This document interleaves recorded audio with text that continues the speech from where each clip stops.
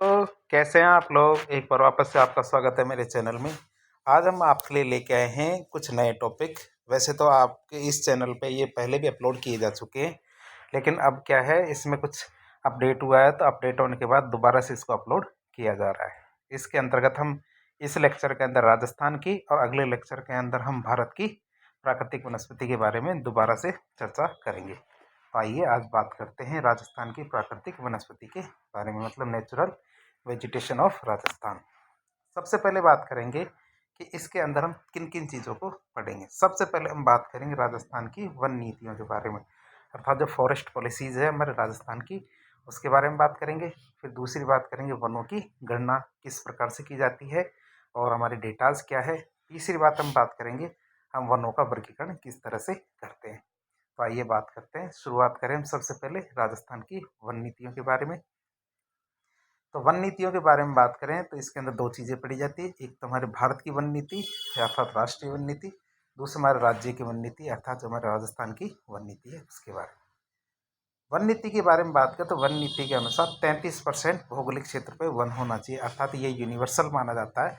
अर्थात पूरी दुनिया में संयुक्त राष्ट्र भी इस चीज़ को मानता है कि किसी भी देश की जितनी भी भौगोलिक क्षेत्र हो उसका, उसमें 33% भूमि पर क्या होने चाहिए, वन होने चाहिए।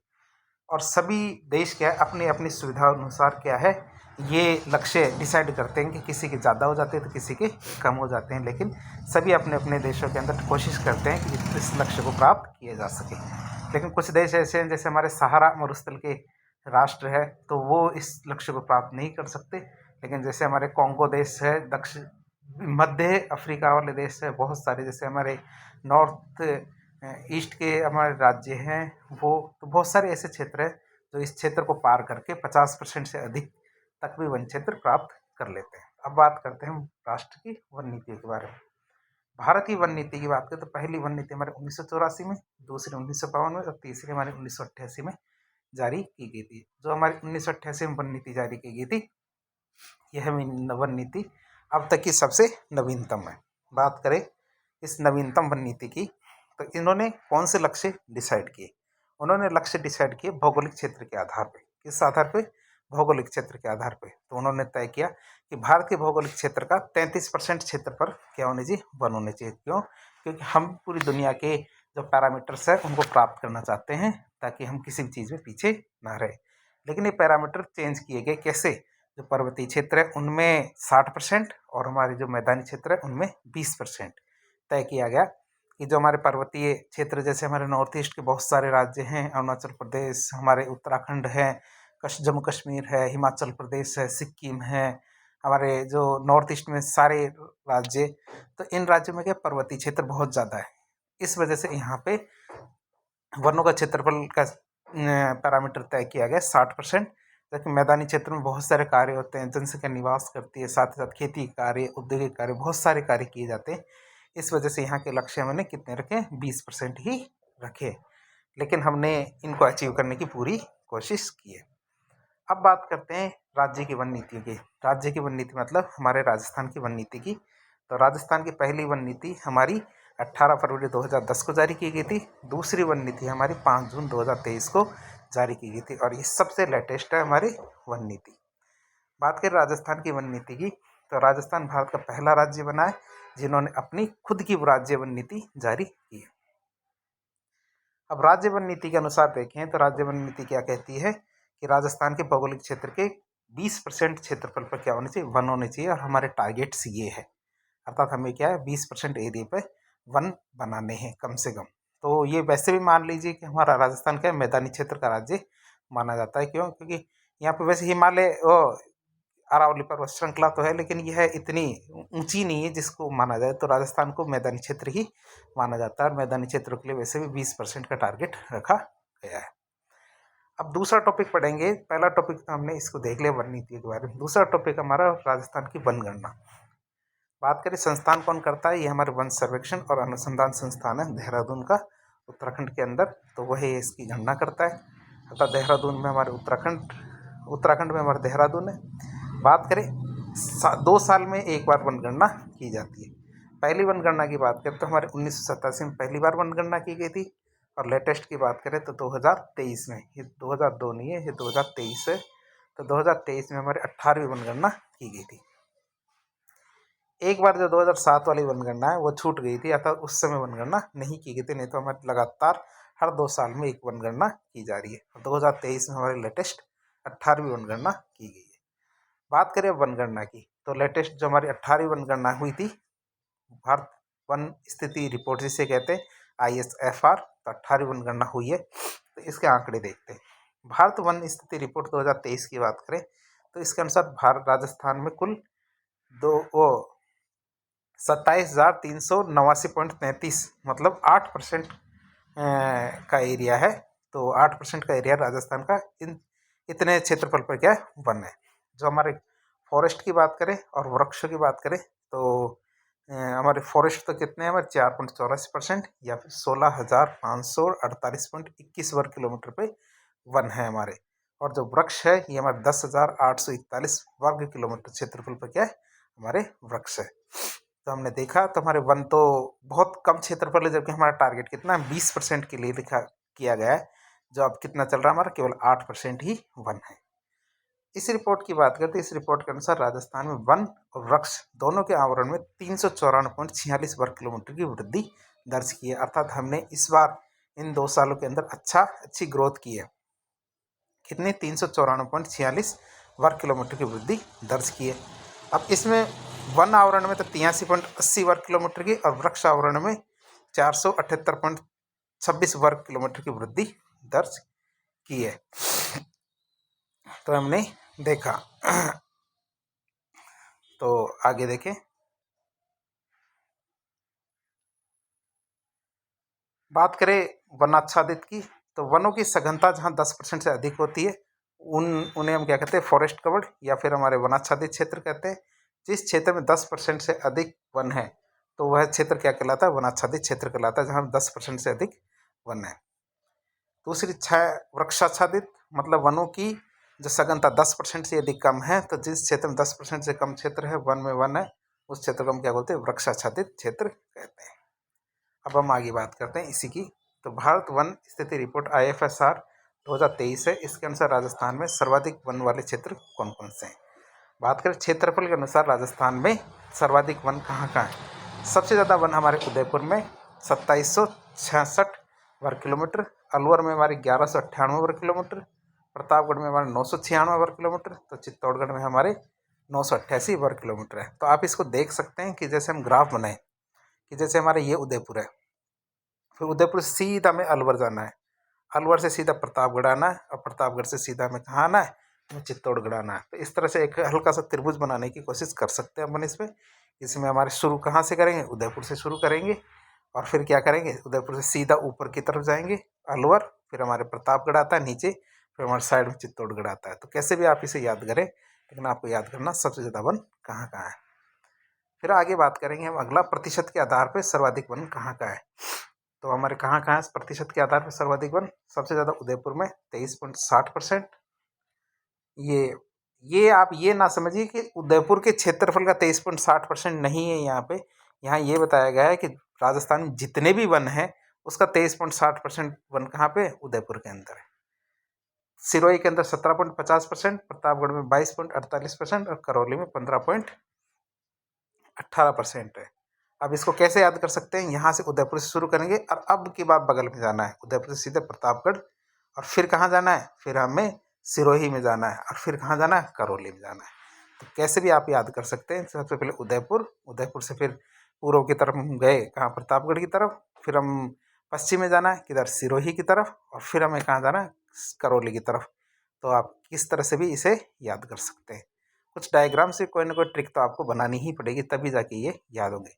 ये वाली ट्रिक या ये वाला चित्र तो हमने परसेंट के लिए बनाया था और वो वाला चित्र हमने क्षेत्रफल के लिए बनाया था। आप इसे याद करने की कोशिश करें। फिर आगे बात करेंगे IFSR की जो 2023 की रिपोर्ट है। इसके अनुसार राजस्थान में न्यूनतम वन वाले क्षेत्र कौन कौन से हैं। न्यूनतम वन की बात करें तो न्यूनतम वन में हमारे जो चूरू है 62.73 वर्ग किलोमीटर, हनुमानगढ़ हमारे 92.29 वर्ग किलोमीटर, जोधपुर 111 वर्ग किलोमीटर, और जो हमारा श्रीगंगानगर है कौन सा श्री गंगानगर है 113.46 वर्ग किलोमीटर है। तो इस तरह चारों के चारों है, चारों के चारों आप याद कर सकते हैं। जैसे बगल बगल में ये चूरू है, चूरू से हमें हनुमानगढ़ जाना है, हनुमानगढ़ से फिर जोधपुर आना है और जोधपुर से फिर वापस श्री गंगानगर जाना है। तो ऐसे याद कर सकते हो आप इस चित्र को। तो कैसे याद करेंगे कि हमने सबसे पहले चूरू से शुरू किया, चूरू से हनुमानगढ़ गए, हनुमानगढ़ से फिर नीचे आए जोधपुर और जोधपुर से कहाँ गए, हम श्री गंगानगर गए जहाँ पर न्यूनतम वन क्षेत्र है। तो आप इनसे थोड़ा याद कर सकते हो क्योंकि चीज़ें कैसे न कैसे तो याद करनी ही है हमें। फिर बात करें परसेंट के अनुसार, प्रतिशत के अनुसार राजस्थान में न्यूनतम वन क्षेत्र की बात करें तो वो कहाँ कहाँ है। चूरू में हमारे 0.45%, जोधपुर में हमारे 0.49%, बीकानेर में 0.86% और जैसलमेर में हमारे 0.89% है। तो ये कैसे याद करेंगे, जैसे चूरू है, चूरू से हम कहाँ गए नीचे जोधपुर में, जोधपुर से फिर बीकानेर में, बीकानेर से कहाँ गए जैसलमेर में। तो इस तरह आप इसको याद कर सकते हैं क्योंकि पुराने जितने भी स्टूडेंट्स हैं वो केवल इसी तरीके से याद किया है इन्होंने कि कुछ डिजाइन बनाते हैं दिमाग के अंदर, उन डिजाइन के अनुसार क्या करते हैं, उन जिलों को याद करने की कोशिश करते हैं। जैसे हमारे सबसे पहले चूरू, चूरू से फिर नीचे की तरफ गए जोधपुर, जोधपुर से फिर ऊपर की तरफ गए बीकानेर और बीकानेर से नीचे की तरफ गए कहाँ पे, जैसलमेर में। और इसी दिशा में याद करते हैं ताकि दिशाओं का भी ज्ञान रहे कि वो जिला किस दिशा में है। क्योंकि परीक्षा में अधिकतर ये देखा गया है कि ऐसे प्रश्न आते हैं कि जिलों का क्रम पूछ लिया जाता है इसमें कि पहले कौन सा बाद में कौन सा, तो इन चित्रों से ये याद हो सकता है। अब इस रिपोर्ट की बात करें, भारत वन स्थिति रिपोर्ट IFSR रिपोर्ट 2023 के अनुसार राजस्थान में वनों की बढ़ोतरी या कमी की बात करें तो राजस्थान में वनों में सबसे ज़्यादा बढ़ोतरी वाले 19 जिले हैं और वो कौन कौन से हमारे, सीकर में 19.14 वर्ग किलोमीटर, बाड़मेर में 19 वर्ग किलोमीटर, अलवर में हमारे 16.39 वर्ग किलोमीटर और उदयपुर में हमारे 12.46 वर्ग किलोमीटर है। तो अब इसको कैसे याद करेंगे, तो सबसे पहले हम सीकर से जाते हैं, सीकर से आएंगे सबसे पहले बाड़मेर, बाड़मेर से कहाँ आएंगे हम, अलवर आएंगे, अलवर से कहाँ आएंगे, उदयपुर आएंगे। तो हम इसको ऐसे याद करेंगे कि सबसे पहले सीकर है तो सबसे पहले हमने सीकर बनाया, सीकर से फिर हम कहाँ आए, सीकर से बाड़मेर आए, बाड़मेर से हम कहाँ आए, अलवर आए और अलवर से कहाँ आए, उदयपुर आए।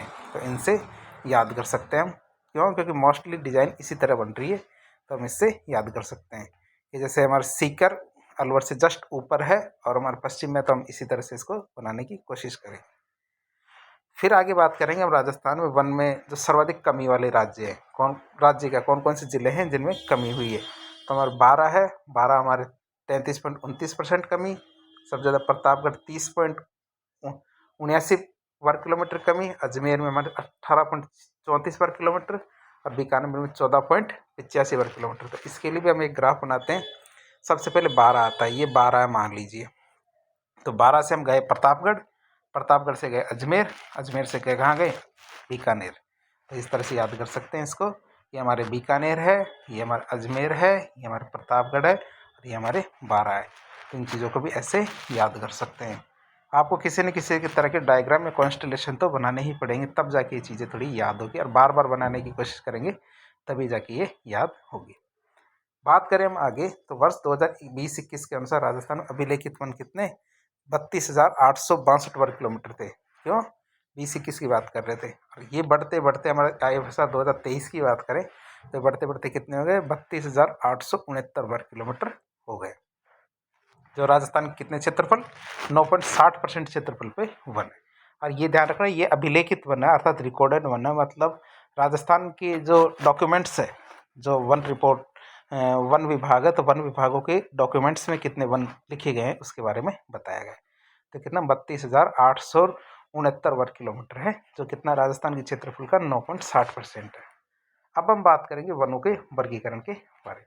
किसके बारे में, वनों के वर्गीकरण के बारे में। वनों का वर्गीकरण दो तरह से किया जाता है, एक तो कानूनी या प्रशासनिक आधार पे, दूसरा भौगोलिक क्षेत्र के आधार पे वनों का वर्गीकरण किया जाता है। तो हमने देख लिया वनों का वर्गीकरण किस आधार पर किया जाता है।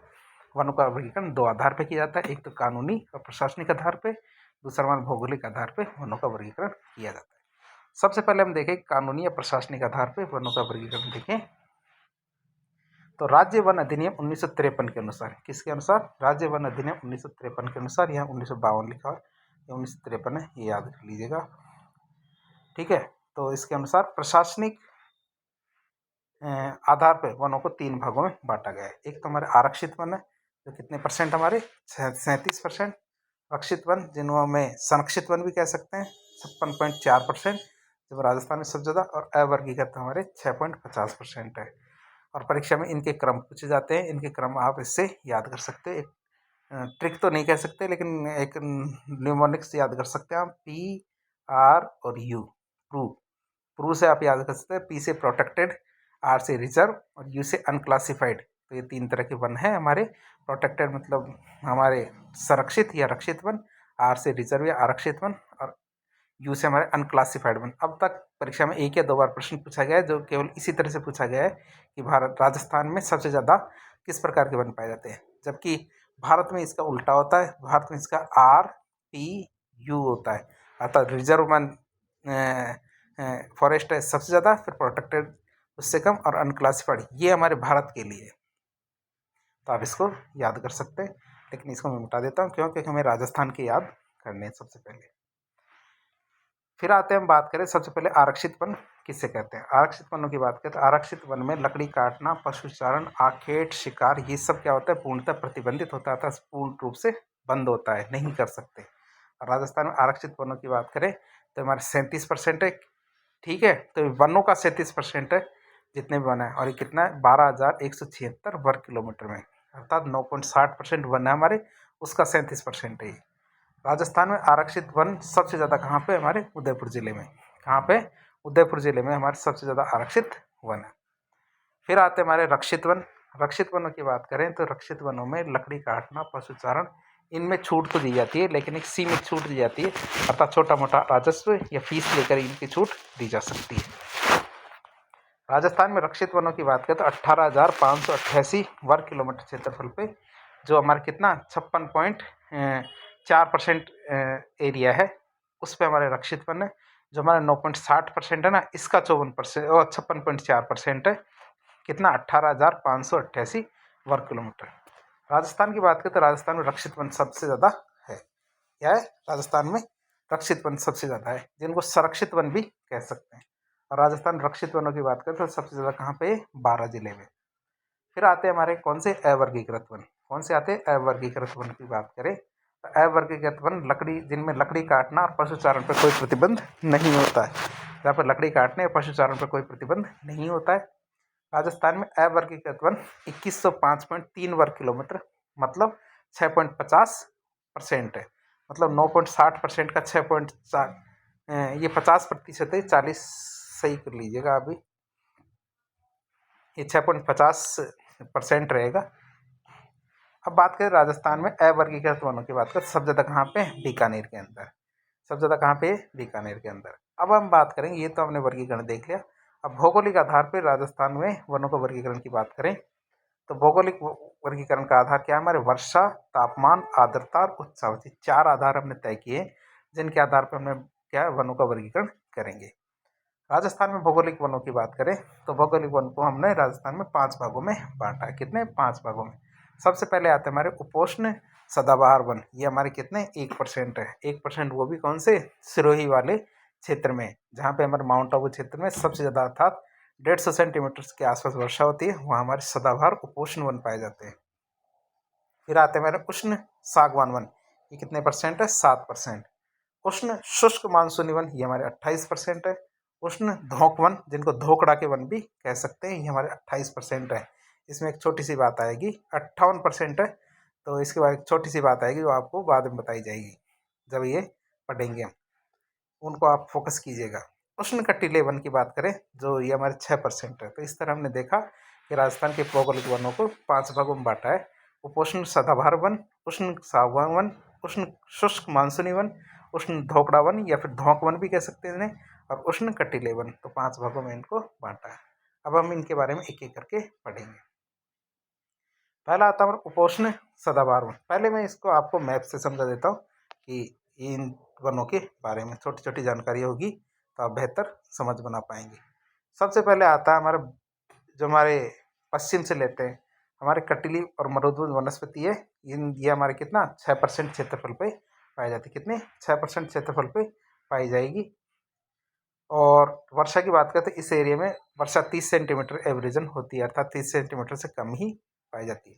फिर हमारे धोकड़ा के वन जो हमारे कितने 58% है, यहाँ वर्षा कितनी पाई जाती है 30 से 60 सेंटीमीटर। फिर हमारे शुष्क मानसूनी या फिर हमारे पतझड़ वन भी कह सकते हैं, ये 28% क्षेत्रफल पे पाए जाते हैं। और वर्षा की बात करें तो 50 से 80 सेंटीमीटर वर्षा होती है। फिर हमारे सागवान वन आते हैं, ये 7% पाए जाते हैं और ये वर्षा हमारे 75 से 110 सेंटीमीटर यहाँ वर्षा होती है। और फिर हमारा उपोष्ण सदाबहार वन तो 1% एरिया पे पाए जाते हैं और वर्षा कितनी होती है हमारे 150 सेंटीमीटर यहाँ पे वर्षा होती है।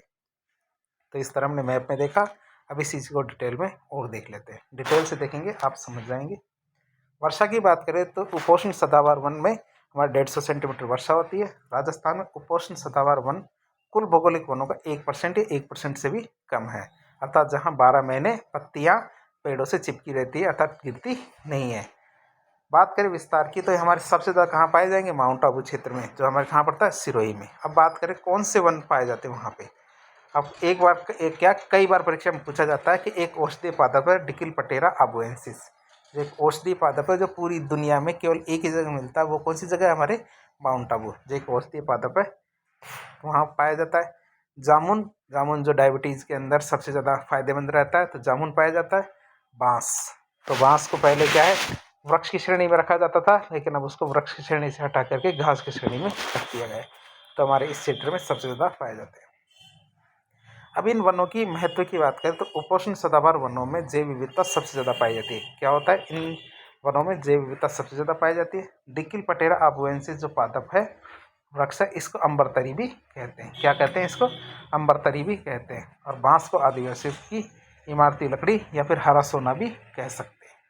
जो बांस होती है वो हरा सोना है एक तरह का, और इसके लिए बम्बू मिशन भी, राष्ट्रीय बम्बू मिशन भी चल रहा है, जो राजस्थान के 24 जिलों में चल रहा है। तो बांस को क्या है हमारे आदिवासी की इमारती लकड़ी या फिर हरा सोना भी कह सकते हैं। अब हम दूसरा प्रकार देखेंगे, उष्ण सागवान वन, जिन्हें कहते हैं हम ट्रॉपिकल टीक फॉरेस्ट। क्या कहते हैं, ट्रॉपिकल टीक फॉरेस्ट। वर्षा की बात करें तो वर्षा हमारे यहाँ पे 75 से 110 सेंटीमीटर वर्षा होती है। कौन से क्षेत्र में पाए जाते हैं, राजस्थान में उष्ण सागवान वन कुल भौगोलिक क्षेत्रफल भौगोलिक वन है उसका 7% एरिया पे ये पाए जाते हैं, जो हमने ऊपर भी देखा था। अब विस्तार की बात करें कौन कौन से एरिया में पाए जाते हैं। एरिया की बात करें तो दो क्षेत्र आप याद रखेंगे कौन कौन से, वागड़ और हाड़ौती। वागड़ की बात करें तो हमारे डूंगरपुर, बांसवाड़ा, प्रतापगढ़, और हाड़ौती हमारे कोटा और झालावाड़। ये दो एरिया हमारे हाड़ौती के हैं और हमारे 3 एरिया वागड़ के हैं। तो यहाँ पे ये वन पाए जाते हैं। अब बात करें कौन कौन से पादपों की, पादपों में हमारे गूलर, महुआ, तेंदू, सागवान। कौन कौन से, गूलर, महुआ, तेंदू और सागवान। इस तरह के तेंदू पत्ते से हमारे क्या बीड़ी बनाई जाती है, ये तो आपको पता ही होगा। और ये क्या है, एक राष्ट्रीयकृत पादप है। क्या है, राष्ट्रीयकृत पादप के वृक्ष कहेंगे इसे। तो राष्ट्रीयकृत वृक्ष अर्थात कोई भी इसे अपने घर में नहीं उगा सकता, कहीं भी यदि उगा हुआ है तो इसको पत्ते को काम में नहीं ले सकता। क्यों, क्योंकि ये एक कमर्शियल पादप है और इसको कोई भी नहीं उगा सकता। और इसकी पत्ती से क्या बनते हैं, हमारी बीड़ी बनती है, तो तेंदू के पत्ते से। अब महत्व की बात करें तो उष्ण सागवान वनों का औद्योगिक महत्व बहुत ज़्यादा है। क्या, इनका औद्योगिक महत्व ज़्यादा है, क्यों, क्योंकि सागवान की लकड़ी हमारे फर्नीचर में बहुत ज़्यादा काम आती है। फिर आते हैं हमारे उष्ण शुष्क मानसूनी वन। कौन से, उष्ण शुष्क मानसूनी वन। उष्ण शुष्क मानसूनी वनों को शुष्क पतझड़ वन भी कहते हैं और ये हमारे 50 से 80 सेंटीमीटर वर्षा होती है। यहाँ क्या होती है, 50 से 80 सेंटीमीटर वर्षा होती है। एरिया की बात करें तो राजस्थान में उष्ण शुष्क मानसूनी वन कुल भौगोलिक क्षेत्र वनों का 28% है। कितना, कुल भौगोलिक वन है जितने, उनका 28% हमारे उष्ण शुष्क मानसूनी वन है। कौन कौन से एरिया, एक तो हमारे मेवाड़ का एरिया याद रखेंगे और एक मैदानी एरिया। मैदानी एरिया में हमारे अलवर, भरतपुर, करौली और धौलपुर आते हैं, और मेवाड़ में हमारे उदयपुर, राजसमंद, चित्तौड़गढ़, भीलवाड़ा आते हैं। अब आप इसमें सलूम्बर के एरिया को भी जोड़ सकते हैं। तो ये वाले एरिया जहाँ उष्ण शुष्क मानसूनी वन पाए जाते हैं। फिर बात करें उष्ण शुष्क मानसूनी वनों में कौन कौन से पादप पाए जाएंगे। पादपों की बात करें तो हमारे साल, जिनको सालर भी कह सकते हैं, शीशम, शीशम जिसको रोजवुड भी कहते हैं क्योंकि रोजवुड लाल होता है, लाल चंदन भी कह सकते हैं इसे।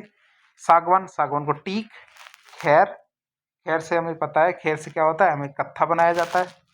और कथोड़ी जनजाति इसके लिए प्रवीण है, जो हमारे महाराष्ट्र से आई थी। फिर हमारा आता पलाश, फिर हमारे आम, चंदन जिसको सैंडल ट्रीज कहते हैं, तो ये हमारे यहाँ पे पाए जाते हैं। अब महत्व की बात करें इन वनों की, इसके महत्व क्या है? उष्ण शुष्क मानसूनी वनों का आर्थिक महत्व बहुत ज़्यादा है, अर्थात इससे पैसा बहुत ज़्यादा मिलता है। एक चंदन की लकड़ी के लिए आप पूरी पुष्पा मूवी देख सकते हैं, जिसमें जितने चंदन की लकड़ी नहीं होती उतने से ज़्यादा तो मूवी ने पैसा कमा लिया। तो इससे आप देख सकते हैं कितने महत्व की लकड़ी है। बात कर सकते हैं उष्ण धोक वन, अर्थात उष्ण धोक वन की मतलब ट्रॉपिकल धोकड़ा वन की बात करें तो वर्षा की बात करें 30 से 60 सेंटीमीटर वर्षा वाले क्षेत्रों में ये पाए जाते हैं। राजस्थान में उष्ण धोक वन कुल भौगोलिक वनों का 58% क्षेत्र में पाए जाते हैं। कितने? 58% क्षेत्र में पाए जाते हैं। विस्तार की बात करें तो अर्ध शुष्क मरुस्थल, अरावली क्षेत्र, करौली, सवाई माधोपुर, इन क्षेत्रों में उष्ण धोकड़ा वन पाए जाते हैं। वृक्ष की बात करें तो हमारा धौंक, खेजड़ी, खैर, बबूल, रोहिड़ा। और बात करें हमारे ये वन पाए जाते, ये वृक्ष पाए जाते हैं इस वन क्षेत्र में। महत्व की बात करें तो उष्ण धोकड़ा वन का उपयोग हमारे ईंधन की लकड़ी के रूप में किया जाता है, अर्थात इसका इमारती लकड़ी के रूप में या फर्नीचर में नहीं आता। जितना काम किस में आता है? इसका उपयोग ईंधन की लकड़ी के रूप में काम आता है। आपने देखेंगे खेजड़ी के पेड़ से कांटेदार डालियाँ निकलती है। फिर आते हैं हमारे उष्ण कटीले वन। कौन से? उष्ण कटीले वन या ट्रॉपिकल थ्रोनी फॉरेस्ट। उष्ण कटीले वनों को मरुद्भिद पादप भी कहा जाता है। क्या कहते हैं? मरुद्भिद पादप भी कहते हैं। यहाँ की वर्षा की बात करें तो 0 से 30 सेंटीमीटर वर्षा होती है। क्षेत्र की बात करें तो राजस्थान में उष्ण कटीले वन कुल भौगोलिक क्षेत्रफल का 6% एरिया में पाए जाते हैं। विस्तार की बात करें जैसलमेर, बीकानेर, बाड़मेर और जोधपुर, इन क्षेत्रों में पाए जाते हैं। अब बात करें यहाँ पे क्या है? बड़े बड़े वृक्ष तो पाए नहीं जाते, लेकिन यहाँ पे कटीली झाड़ियाँ और हमारे कटीले वृक्ष पाए जाते हैं। जैसे हमारे कटीली झाड़ियाँ है, डंडाथोर, नागफनी, जिसको कैक्टस कहते हैं, सेवण, धामण, ये घास पाई जाती है। सेवण या धाम, सेवण की तो बात आप जानते हैं। सेवण घास कहाँ पाई जाती है? सेवण घास को हम गोडावन, जो पक्षी है हमारा राजस्थान का राज्य पक्षी, उसकी शरण स्थली मान सकते हैं। और ये हमारे जो मोहनगढ़ से जो पोखरण वाला एरिया है राजस्थान के अंदर, मोहनगढ़ से पोखरण का एरिया है, जिसे हम चंदन नलकूप भी कह सकते हैं या चांदन नलकूप भी कह सकते हैं। उस एरिया के अंदर सबसे ज़्यादा हमारे सेवण घास पाई जाती है और ये काफ़ी अच्छी घास पाई मानी जाती है। फिर आती है हमारे धामण घास। धामण घास के लिए कहा जाता है कि जो हमारे दुधारू पशु होते हैं, दुधारू पशु यदि धामण घास खाते हैं तो बहुत अच्छा, तो बहुत ज़्यादा दूध देते हैं। और ये धामण घास हमारे जो चूरू वाला एरिया है जहाँ पे तालछापर अभ्यारण्य है, उसमें धामण घास काफ़ी ज़्यादा पाई जाती है, तो हम इसको देख सकते हैं। अब महत्व की बात करें तो उष्ण कटीले जो वन है ये क्या करते हैं? मरुस्थलीकरण को रोकते हैं या फिर सीमित करते हैं। तो इस तरह आज के लेक्चर में हमने राजस्थान की वनस्पति के बारे में देखा, वनों के वर्गीकरण के बारे में देखा, जो नई वन स्थिति रिपोर्ट आई है उस रिपोर्ट के बारे में देखा। तो इस प्रकार के इन्फॉर्मेटिव वीडियो देखने के लिए हमारे चैनल से जुड़े। वीडियो पसंद आता तो वीडियो को लाइक करें, चैनल को सब्सक्राइब करें, अपने दोस्तों के साथ शेयर करें। धन्यवाद।